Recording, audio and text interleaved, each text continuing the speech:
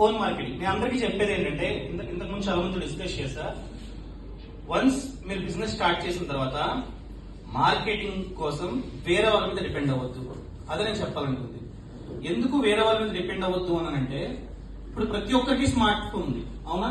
Like just ఒక 10,000 సంపాదిస్తున్న వాళ్ళకి, లేకపోతే ఇంట్లో పనిచేసే వాళ్ళు కూడా స్మార్ట్ ఫోన్ ఉంది. They will be having internet, right? So they are watching every day. They are spending like 4-5 hours in a day on social media. Why can't you promote? They'll be watching. Someone said like there'll be no reach if I start any YouTube channel or something. Reach will be not there if you upload one reel or one video in 10 days like that. Reach will be there if you maintain consistency. So ఏదైనా కావచ్చు. ఇప్పుడు business అంటే ఏంటండి? You are solving someone's problem, right? That's the business. Talk about that problem only. Your business will be the solution for someone's problem, right? Talk about that problem. At the last of the video shot, just showcase your product. For example, previous class I have mentioned about one of my friends' startup. It's Handover Expert, right? I mentioned.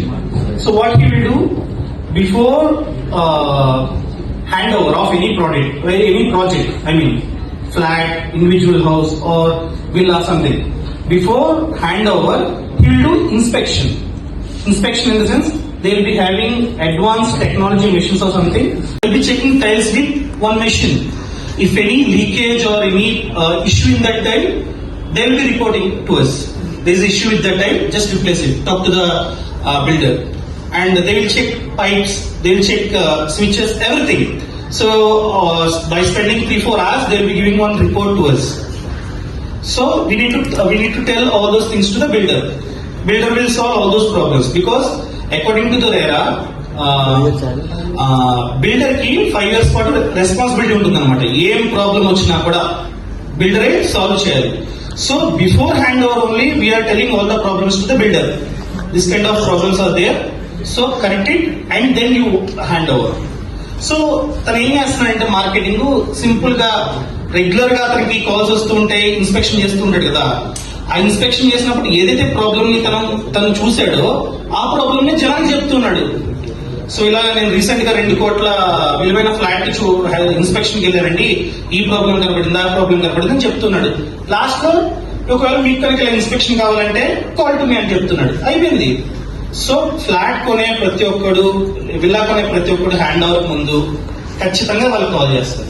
So అలానే మీరు ఏదైనా start చేశారనుకోండి, మీ ఇప్పుడు బెంగళూరులో Nandana palace recent గా వాళ్ళు reels చూస్తున్నా. Simple గా షెఫ్ చిల్లీ చికెన్ అని చెప్తున్నాడు. షెఫ్ చిల్లీ చికెన్ మన కళ్ళ ముందే ప్రిపేర్ చేసి ఇస్తున్నాడు. అంటే నోరు చూస్తున్నాడు అనమాట. ఇప్పుడు మనం బెంగళూరులో ఉన్నాం, ఆ పేజ్ చూసి ఒక స్టార్టర్ గురించి మనం రీల్ చూస్తాం, వెంటనే ఏం చేస్తాం, వెళ్ళాలన్న ఫీల్ వస్తుంది. సో ఒక్కరు మనల్ని లేపడం కాదు, మనల్ని మనమే లేపుకోవాలి. ఎందుకంటే మన ప్రోడక్ట్, మన సర్వీస్ గురించి చెప్పాలనుకుంటున్నా. ఇప్పుడు మార్కెటింగ్ స్ట్రాటజీ అంతా మారిపోతుంది. ఇది వరకు బస్సులకి స్టిక్కర్లు అంటించడం, బిల్ బోర్డ్స్ పెట్టడం, అలా జరిగేది మార్కెటింగ్ అంతా. ఇప్పుడు అలా కాదు, ఎవరి గురించి ఆడే మాట్లాడుకోవాలి అంతే. సో మీరు అనుకోవచ్చు, లేదు నాకు కెమెరా ఫేసింగ్ రాదంటే, నాకు వచ్చా. నేను ఎక్కడో అండలూరు అనే చిన్న విలేజ్, బస్సు కూడా ఉండదు, ఆర్టీసీ బస్సు. నేను ఇప్పుడు 50 లక్షలు 60 లక్షల మంది తెలియలేదా? నేను కూడా అప్పట్లో నా వల్ల కాదు, నన్ను ఎవరు చూస్తారనుకోండి, నేను కూడా అలాగే ఉండేవాడు కదా. సో నేను చెప్పేది ఏంటంటే, బిజినెస్ ఎంత ముఖ్యమో మార్కెటింగ్ కూడా అంతే ముఖ్యం. మీరు మార్కెటింగ్ ని, బిజినెస్ ని బ్యాలెన్స్ చేసుకున్నారంటే రేపు అసలు మార్కెటింగ్ చేసుకోకపోయినా జనం మీ దగ్గరికి వస్తారు. ఒక క్రెడిబిలిటీ క్రియేట్ చేస్తుంది మార్కెట్ లో. సో అది నేను చెప్పాలనుకున్నా. Thank you so much.